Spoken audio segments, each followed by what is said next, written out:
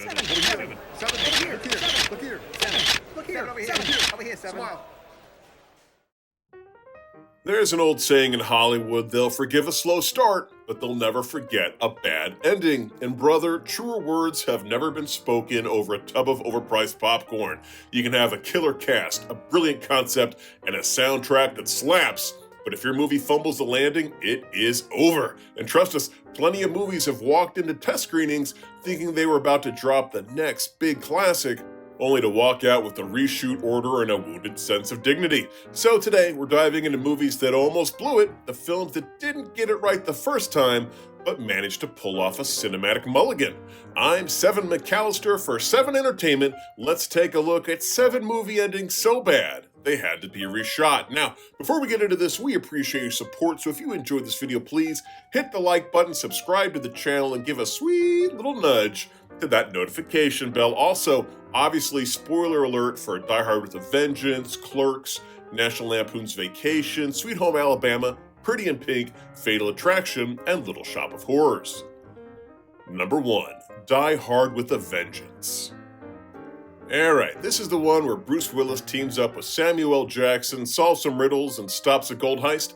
A banger of an action movie, but what you might not know is that it originally ended in a way that made audiences go, wait, is John McClane the villain now? Now let's rewind. In the version we all know, McClane chases Simon Gruber to Canada, there's a helicopter showdown, Bruce Willis shoots down the chopper with a revolver, bada bing, bada boom, yippee-ki-yay, and credits. It's classic action movie stuff.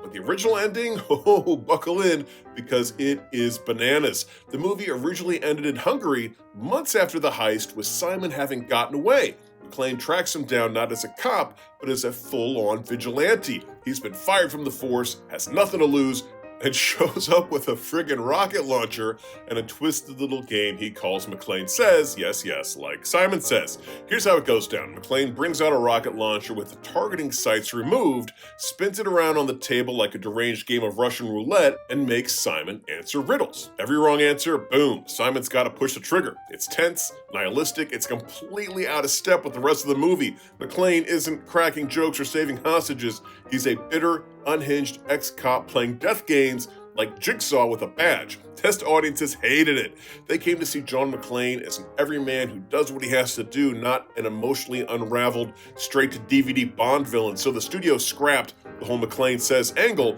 and reshot the whole finale with the helicopter chase, the truckload of gold, and the zinger, say hello to your brother. Much better, much more Die Hard, because let's be honest, we want our McClane grizzled, not genocidal. Number 2. Clerks. The little black and white indie that could, Kevin Smith's foul-mouthed ode to retail hell dropped in 1994 like slacker gospel, made for the cost of like a used Honda and a 6-pack of Surge, shot at night at a convenience store he actually worked at. This was the movie that made every underemployed weirdo think, wait a minute, I could make a movie too. And Smith did inspire a generation of DIY filmmakers, because back then, filming anything wasn't just a weekend hobby, it was a logistical nightmare. We're talking about borrowing cameras, maxing out credit cards, editing on literal tape, and there were no iPhones, TikToks, shot on Samsung Galaxy nonsense. If you wanted to make a movie in the 90s, you needed guts, duct tape, and a prayer to Stan Lee.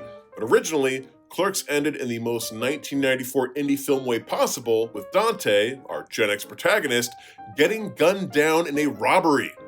Roll credits. Why? Because Kevin Smith thought that's how you prove you're a serious filmmaker. You end on a big bleak twist like life's meaningless, man, and now you're dead.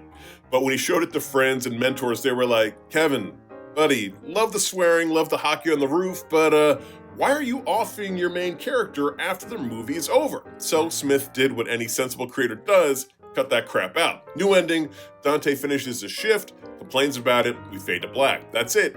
And honestly, perfect, because Clerks wasn't about plot twists or bloodshed. It was always about the existential despair of minimum wage and awful customers.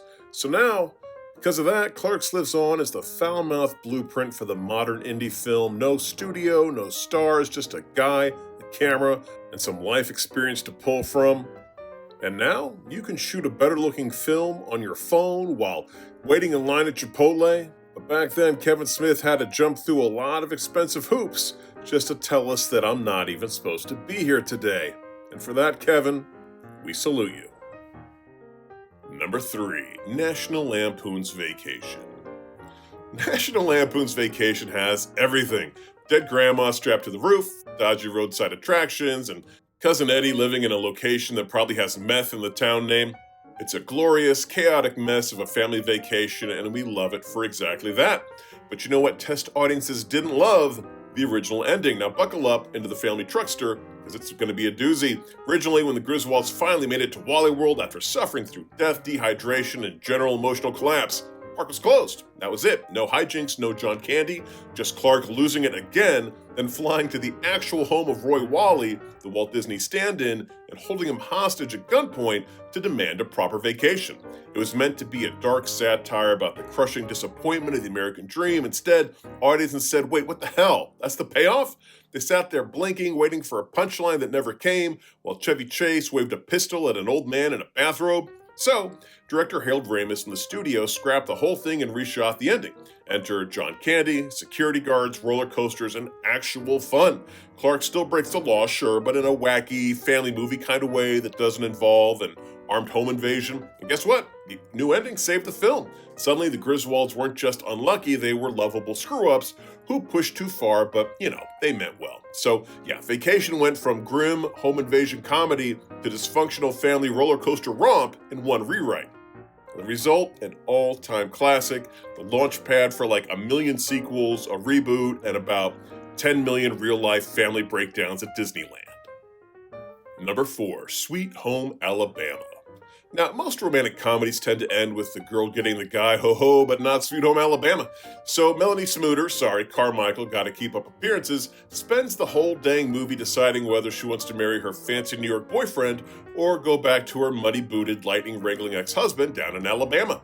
And when she finally picks the man who smells like barbecue and generational trauma, the writers apparently thought, you know what would really sell this moment? Faking her own death. No, seriously, in the original ending, Melanie calls off the wedding and heads down to the beach to see Jake while he's planting lightning rods to create glass sculptures. From there was a fake out that made audiences believe that Melanie died on the beach. In the first ending, Melanie's racing off to the beach where lightning strikes and it cuts to the wedding reception. Jake comes in carrying Melanie's limp body and declares, Melanie Carmichael is dead. Then a beat. Long live felony Melanie. Then she pops up like a jack-in-the-box and kisses him. Ha ha ha, I was just joshing y'all. I ain't dead. Test audiences responded with a rousing chorus of what the actual hell, prompting the producers to immediately hit the big red button labeled Do Not Let This Air. It was so bad that during a screening, Nina Jacobson, head of Buena Vista Pictures, reportedly walked up the aisle before the lights had even come up and said, we're reshooting the ending. So the ending was reshot, the corpse gag was tossed in the river, and we got the version where Melanie stops the wedding before any vows are exchanged and runs back to Jake like a southern rom-com Terminator. And hey, it worked, because I don't know how psyched I'd be to do the chicken dance after I'd just been led to believe that my daughter was dead. Bless their hearts. Number 5, Pretty in Pink. Now we're going to take a look at John Hughes' pastel-soaked tribute to teen angst, thrift store chic, and the eternal question, rich boy or Ducky? For most of the movie, our girl Andy is stuck between two worlds. On one side, Blaine, a rich kid who looks like he's constantly confused by his own cheekbones. On the other, Ducky, her floppy-haired best friend, who dresses like a ska band threw up on him. So naturally, in the original ending, she picks Ducky. They dance, it's awkward, but it's earned. Ducky stands rejoiced, and the thrift store justice was served. But then came the test screenings, and the results were clear. Audiences didn't want the quirky friend to get the girl. They wanted the rich dude who ghosted her during prom season to swoop in with a single tear and a heartfelt apology, because apparently nothing says true love like being emotionally unavailable until the last 5 minutes. So, Hughes caved, rewrote the ending, and slapped a very questionable wig on Andrew McCarthy, who had already buzzed his head for another role, and they reshot the scene. Ducky, in a moment of cosmic injustice, gets handed a random girl to dance with, like she's some kind of participation trophy. And that's the ending we got. The cool thrift queen ends up with a walking chin, and Ducky gets to keep his record collection and his unresolved trauma. Still, Pretty in Pink lives on as a classic, even if the ending feels like the studio whispering, hey, we gave you the Breakfast Club, you bunch of weirdos. Now take the preppy and be grateful. Number 6, Fatal Attraction. Oh, Fatal Attraction, the 1987 thriller that made an entire generation of men think twice about cheating, an entire generation of women think, wait, I'm sorry, why is he the victim here? So here's the gist. Dan, played by Michael Douglas, cheats on his lovely wife with Alex, played by Glenn Close, a woman who seems fun until she starts boiling bunnies and leaving voicemails that sound like haunted dolls. It's a descent into pure chaotic obsession, and by the end, you're white-knuckling your couch cushions wondering how this man hasn't simply moved to another country and changed his name. But the original ending, ooh, it was dark. Way darker than Psycho in a Bathtub dark. In the version they actually shot first, Alex doesn't show up at the house with a knife. She calmly stages her own unaliving, frames Dan for murder, and gets him arrested. The end, roll credits. It's moody, it's shocking, and it made test audiences furious.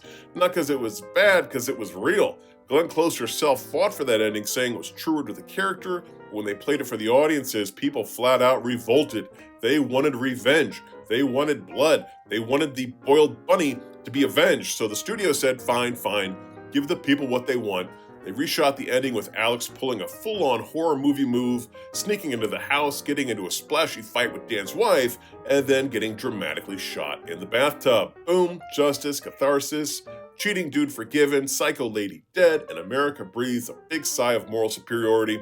Was it better? Well, that depends on who you ask. That reshot ending turned Fatal Attraction from a bleak psychological drama into a full-blown cultural moment. Number 7, Little Shop of Horrors. Oh, buddy, grab your gardening gloves and brace for impact, because Little Shop of Horrors originally ended like a fever dream written by a depressed Muppet. Here's the deal. In the 1986 movie version, we all know Seymour gets the girl, the talking plant gets electrocuted, and they ride off into the suburbs to live happily ever after somewhere that's green. Yay, flowers and feelings. But that was the studio-friendly, test audience-approved version. The original theatrical ending, straight up botanical Armageddon. See, in the original cut, true to the stage musical, Audrey 2 wins. Seymour tries to stop the plant, gets swallowed whole like a nerdy snack, and then Audrey 2 goes full Godzilla. We're talking skyscraper smashing, bridge crushing, feed me Manhattan energy. The plants multiply, take over the world, and humanity ends up as fertilizer. It's epic, it's chaotic, it's weirdly catchy. And when they tested it in front of audiences, the response was less than thrilled. Turns out people weren't exactly jazzed about watching their lovable dweeb, this dream girl, get munched on like a couple of soggy croutons. One test card literally said, I came here to see Rick Moranis, not to watch him die. So the studio panicked, chucked $5 million at a new ending, and tacked on the whole, we beat the plant and live in a picket fence utopia thing. Boom, happy ending, plant dead, movie saved. But for the real ones out there, the OG ending is on the Blu-ray, and it is glorious. Giant puppet plants destroying everything while singing in 4-part harmony. Now that is cinema. Well, there's our list. Did I leave out any other movie endings so bad they had to be reshot? If so, please leave them in the comments section below. Also, if you enjoyed this video, please hit the like button, subscribe to the channel, and tippity-tap that notification bell. Till next time, I'm Seven McAllister for 7 Entertainment saying bye-bye.